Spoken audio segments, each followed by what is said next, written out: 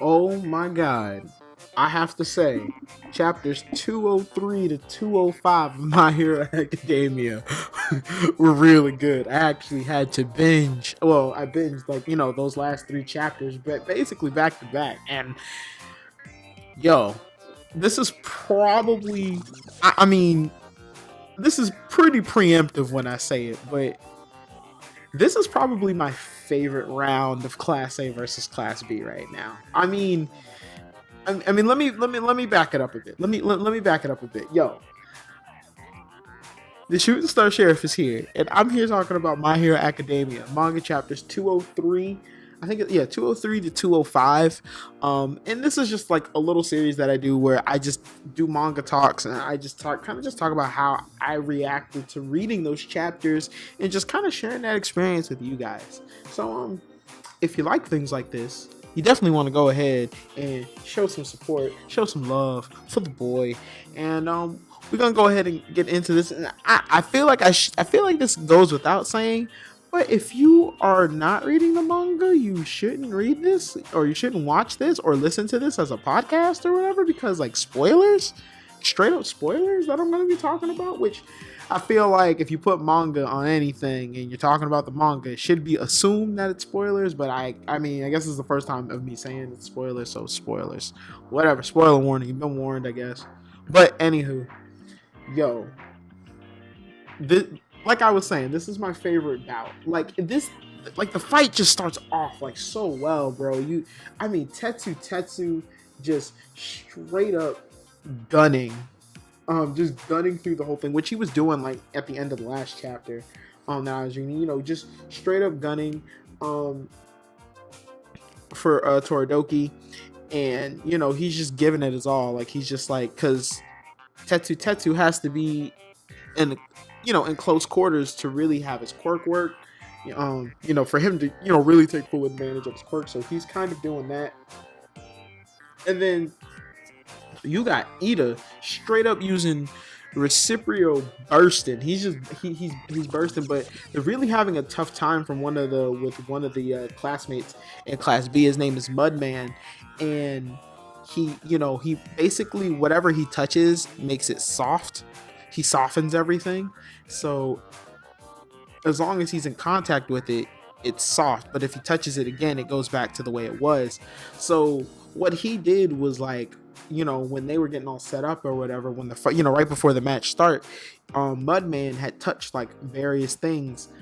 So you got Ojiro, the kid with the tail. I think that's his name. Maybe I'm wrong. Strike me down.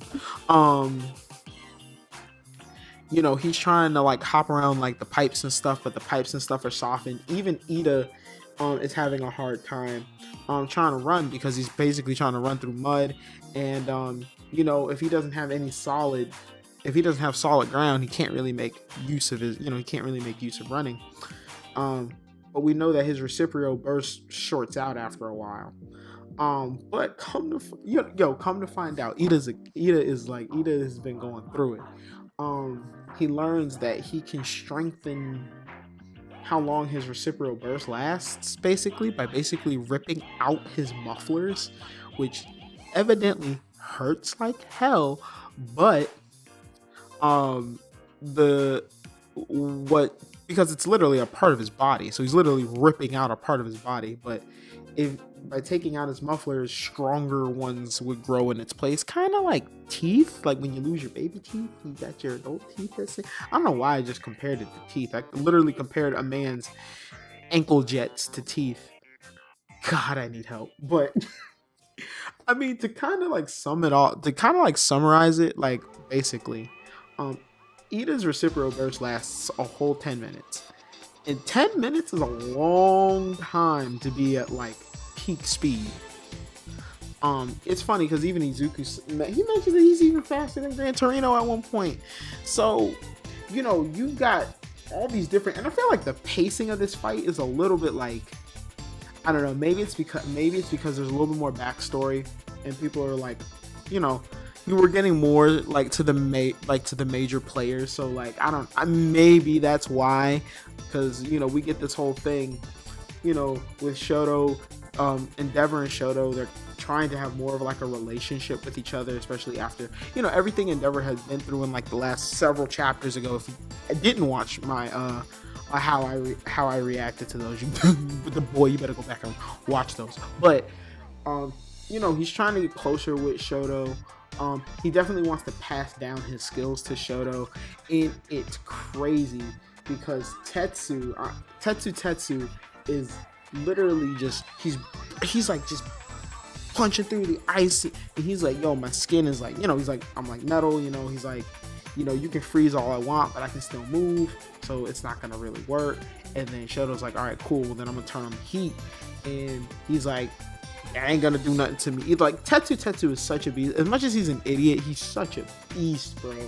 Like Tetsu literally cares about his friends. I mean, he just really, like, it's funny, he's like the most passionate person in the room, but he's the one who's like, it's always like, like he knows he's not the brightest, but he's definitely the one with all the passion. So like, it's literally just his passion just going through Torodoki's flames and just going through Shoto's flames, and he's like, oh my god, what am I gonna do? And then he's like remembering what Endeavor told him. He's like, you gotta draw out like the hottest of your heat, like you have to just bring it out from inside. And he remembers Deku saying like, this is your power, right? And that's always been like a trigger for him to like really like dig deep. That's always been like a trigger for Shoto. So he starts digging deep, and he starts bringing out like that Endeavor fire, you know what I mean? Like he was bringing out like Endeavor level flames, and Tetsu is still standing up. He's like, bro, this is hot. But he's like, this is hot for real. And Shoto's like, yo, I'm not playing anymore. Like you can seriously get hurt, bro. You can seriously get hurt. But these two passionate people are just they're going at it, bro. And it's really, really cool to see how far Shoto has come since the beginning. Because you got a guy who didn't use his other half at all, but now this is like him using like his all. And then you've got the girl with the horns. She's like using her horns, and she can like basically remote control them, and she's like propelling people forward. And it's like there's so much going on. Like I feel like I'm not gonna do it enough justice because I'm definitely gonna overlook something. But dude, there's so much going on in this battle, and it's just legit. It's so cool, and it's so much fun to see how all these different pieces are just like coming together. And like these two are fighting it. They're fighting it out. Like he's throwing out the hottest of the heats, bro. Like Shoto is putting out the hottest of mixtape. I don't even know how else I need to say it, but he is literally delivering the heat, boy. And he's like, Tetsu's like, bruh, your album hasn't even went platinum yet. And I'm just like, yo, this is crazy. But what basically ends up happening is they end up basically pushing, like everyone is basically pushing it to their limit, and there's a huge explosion, bro. There is a huge explosion with everybody just kind of going all at it, and then a piece of like the stadium falls, and everybody's out cold. Everyone is like literally out. Like everyone's knocked out, unconscious on the ground.